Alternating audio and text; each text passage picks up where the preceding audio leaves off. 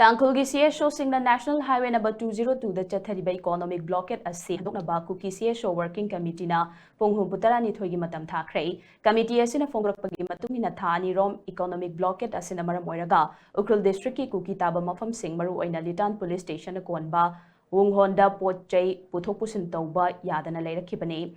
Economic blockade asina michang mikhai naiba mongda Tangkulgi area sing da Pushingadaba Pot sing di Puba Yahanduna Lakli. Hiramasigi matang da Mari Lainaba authority da Wakat Krabasu Madugi Kanaba Amata.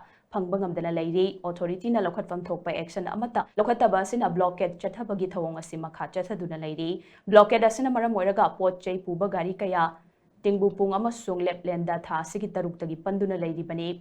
Ngasidagi April 10 faubagi manungda athingba asi lauthoktrabadi National Highway number 202 da complete shutdown chatharagani. Nakalamromda Mongko Chefu khulda tha sigi taruk tang khul khutlai paibasingna chatharakiba attack amada khunja sing tamna bomb amadi nongmai kapsilaki maduna maram oiraga khunja singi mahausagi punsida chauna kaiba piri. Manipur police na kapkhiba projectile amana maram oiraga village Cemetery Manakta Lamai Chakalakiba Duna Maramoiraga, Fiba Madu Henalushilakibane, Maramaduna, Kunja Singna Tengnariba Kudung Jadabasing as Sikoknaba, Mari Lena Basingna, Lokat Pamtopa Exan Kuding Mag Lokat Pio Hainasu Committee as in a Makatana phone directly.